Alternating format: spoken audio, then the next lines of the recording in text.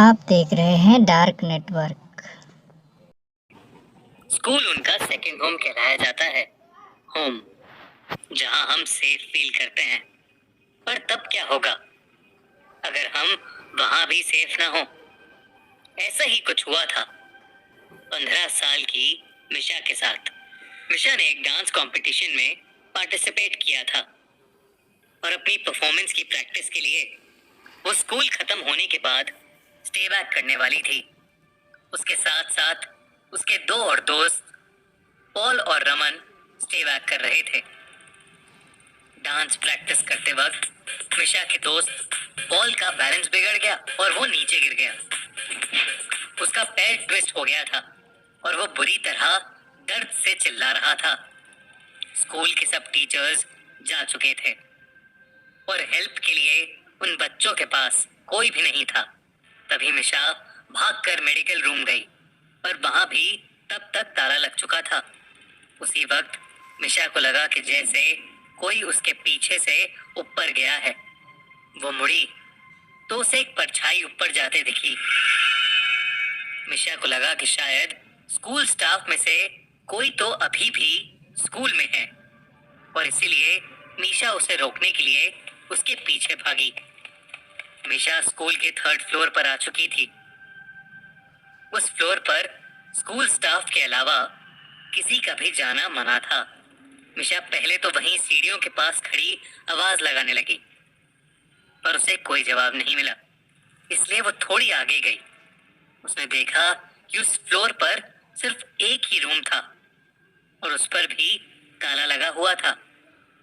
मिशा को कुछ समझ नहीं आया, तो वो उस परछाई को अपने मन का वहम समझकर वापस जाने लगी। लेकिन तभी उसे एक अजीब सी आवाज आई। जब मिशा ने पलटकर उस कमरे की तरफ देखा तो उस दरवाजे पर जो ताला लगा था वो टूटकर नीचे गिरा हुआ था। मिशा एकदम से चौंक उठी। वो उस रूम के अंदर गई। उसे दिखा कि एक आदमी खिड़की की तरफ मुंह करके खड़ा है। मिशा ने उससे पूछा कि अगर वो उसके साथ चलकर पॉल की मदद करेगा, लेकिन उस आदमी ने मिशा को कोई रिएक्शन ही नहीं दिया। मिशा को सब कुछ बहुत अजीब लग रहा था। उसने फिर से उस आदमी को पुकारा, लेकिन तभी अचानक उस कमरे का दरवाजा अपने आप बंद होने लगा। मिशा ये देखकर घबरा उठी। वो दरवाजे की तरफ गई और उसे खोलने की कोशिश करने लगी, लेकिन वो दरवाजा नहीं खुला। तभी मिशा को उस आदमी के हंसने की आवाज आने लगी। वो बहुत डरावने तरीके से हंस रहा था और धीरे धीरे उसकी हंसी तेज होती जा रही थी।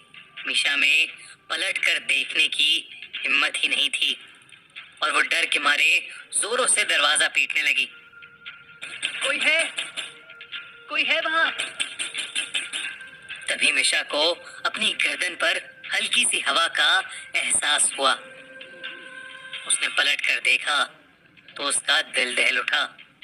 वो आदमी जो कुछ देर पहले खिड़की को देख रहा था, वो अब उसके ठीक सामने खड़ा था।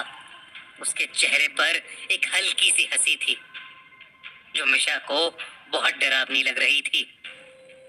वो मिशा को ऐसे घूर रहा था कि जैसे वो उसे आज जिंदा नहीं छोड़ेगा। उसने मिशा को पकड़ लिया और उसे अपने पास खींचने लगा। मिशा का रोना छूट गया और वो डर के मारे बहुत जोरों से चिल्लाई। उस आदमी ने मिशा के मुंह पर हाथ रखा और मिशा के साथ बदसलूकी करने लगा। उधर मिशा को ढूंढते हुए रमन स्कूल के गार्ड को लेकर 3rd फ्लोर पहुंचा, जहां उन्हें मिशा की चीख सुनाई दी। वो जल्दी से उस कमरे में गए और उन्होंने देखा कि मिशा जमीन पर बैठी रो रही है और उसके आसपास कोई भी नहीं है।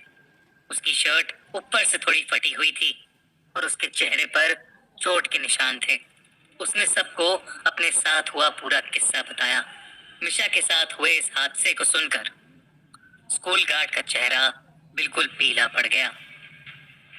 उसने मिशा और उसके दोस्तों को बताया कि कुछ साल पहले स्कूल में एक सफाई कर्मचारी काम करता था।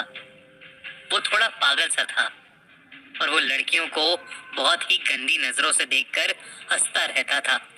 एक बार उसने एक लड़की के साथ बदसलूकी भी की थी। उस लड़की ने जब उसकी कंप्लेंट की तो स्कूल की प्रिंसिपल ने उसे हमेशा हमेशा के लिए नौकरी से निकाल दिया।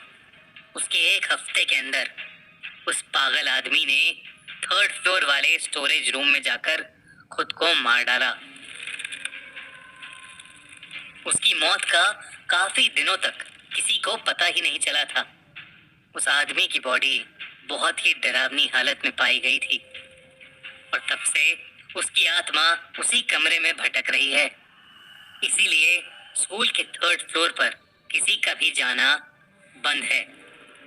इस इंसिडेंट के बाद मिशा इतनी डिस्टर्ब हो गई कि वो कुछ दिन तक स्कूल ही नहीं गई, बल्कि कुछ ही महीनों में उसने एक नए स्कूल में एडमिशन भी ले लिया।